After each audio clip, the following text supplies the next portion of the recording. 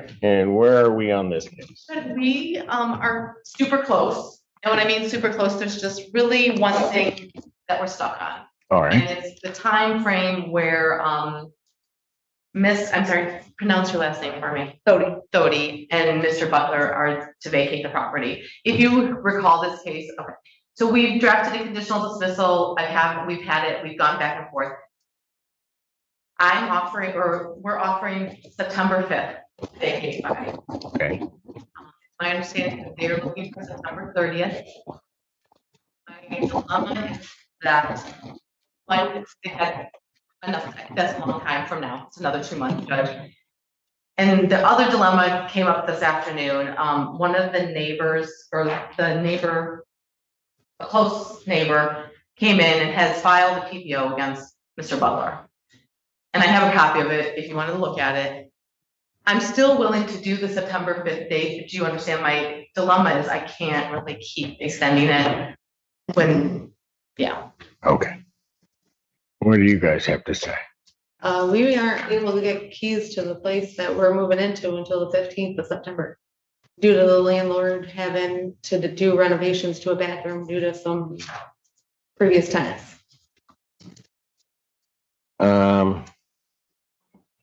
Okay, so part of our problem is that we have the PPO.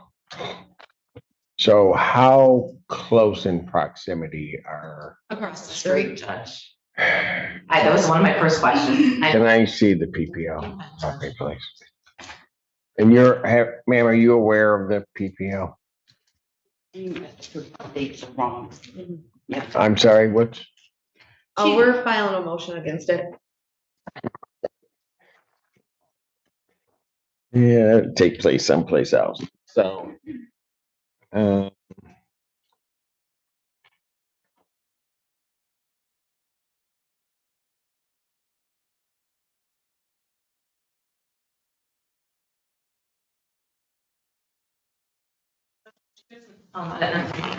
addendum as well. I don't know if I had it in there.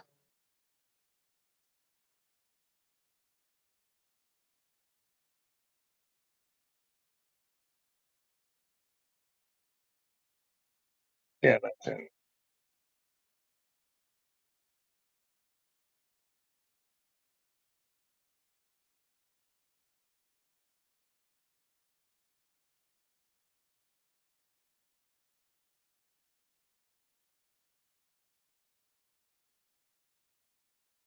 And you've indicated that. Okay. Well,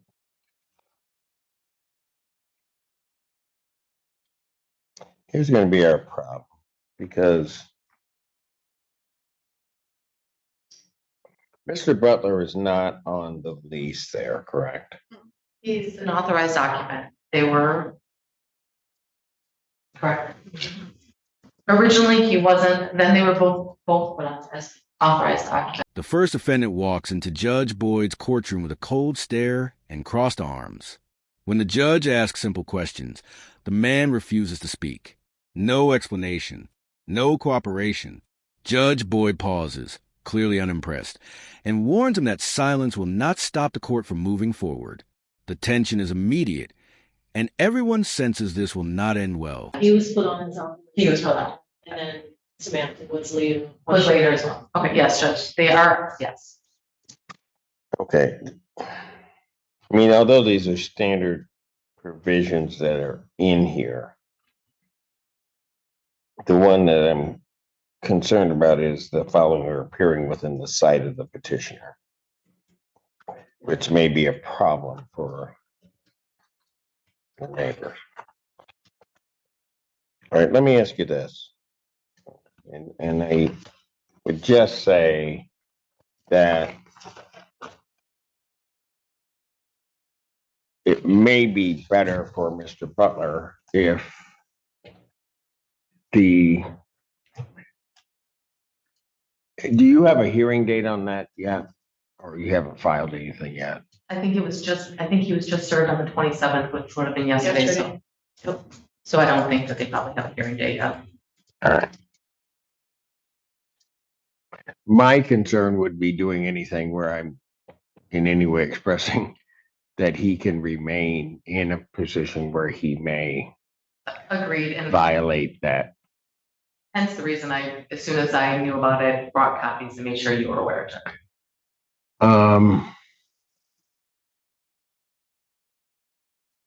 So maybe we just set this for trial. It might be easier just to set this for trial, Judge.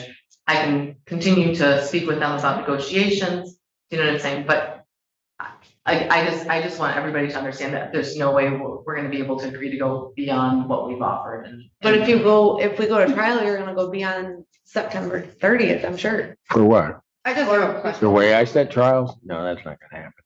I mean, we'll be out by the end of September. Okay.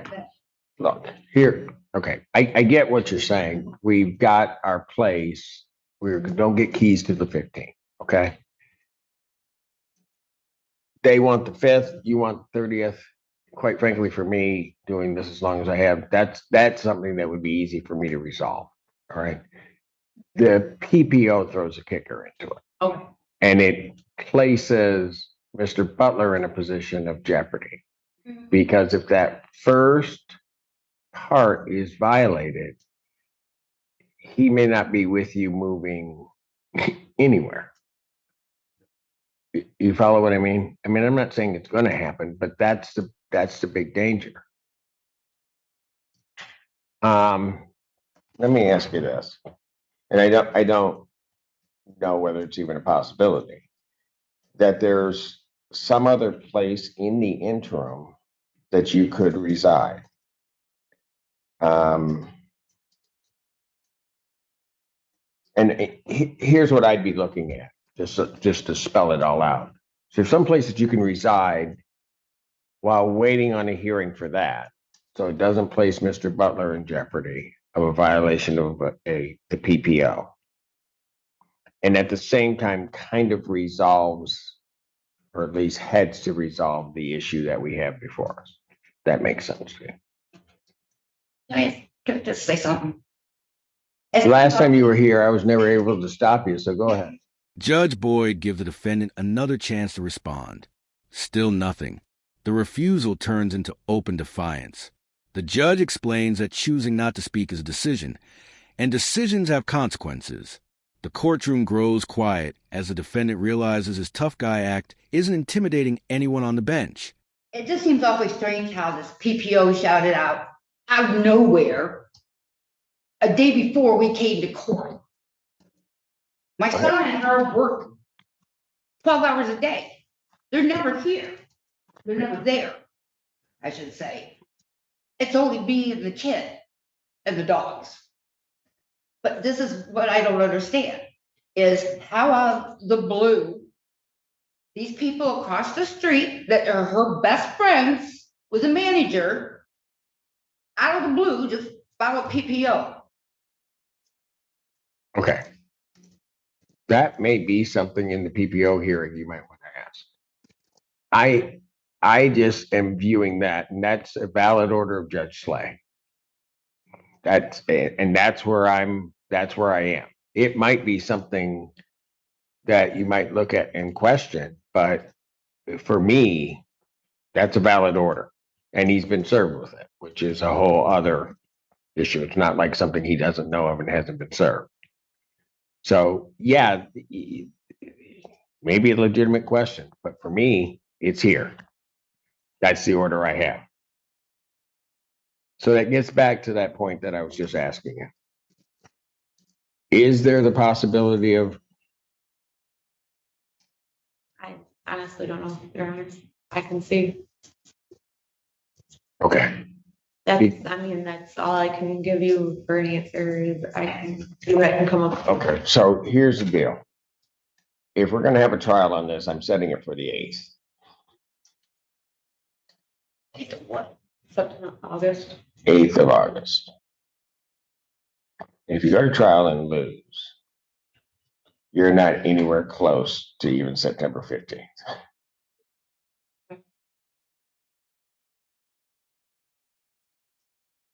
So is that what you want me to do? Or you want to try to figure out some other way of trying to deal with this? Try to figure it out. Okay, what do you need to help have you figure it out? Now they go to the hotel, Bay Shore wants to pay for the hotel.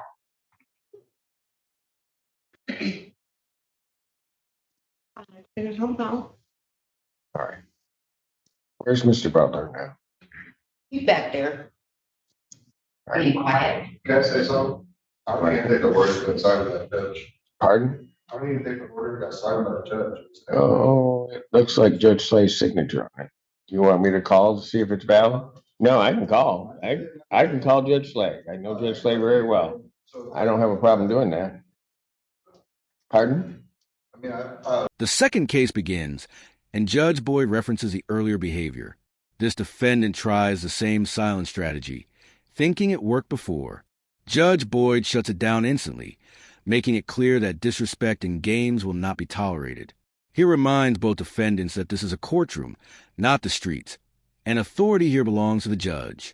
plenty of PPOs, but my PPO never got granted, but ex parte.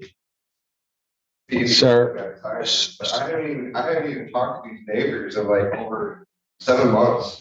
Can you Yeah, I know, appears. call either Judge Slay or Mr. Gallagher?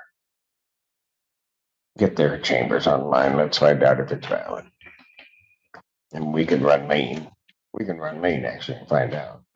But I don't think I can in this case. All right, look. Let me pass this matter briefly. Go out. I'm going to check. He's raised the issue as to whether or not it's valid or not. Go out. You guys talk. Figure out what you can do. Okay? If there's anything you can do. Okay? All right. Put it in for the 5th and just be done with it. Pardon? Once I talk to her, go back over it. No, just put it in for the 5th and We'll be deal done with with it. it. I'm done with it, yes. Just I'm done. put. Ma'am, do not. No.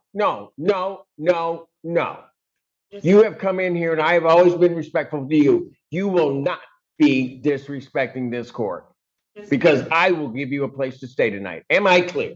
Yes. Just have her. Judge, I need you to, let's just discuss it briefly, Judge. You already have one. Why can't we just sign it and be done?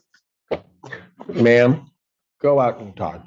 I don't think anybody wants to be in this position, but the order's there. Thank you. Thank you, Judge. Ma'am, walk out of here appropriately or I'm taking you in.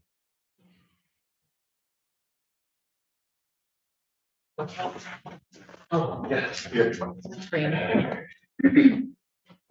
Take care, guys.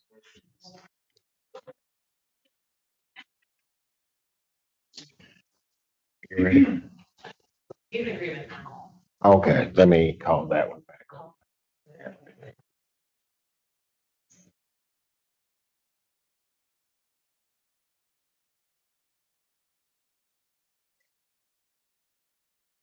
Orchard Grove versus Jan Butler.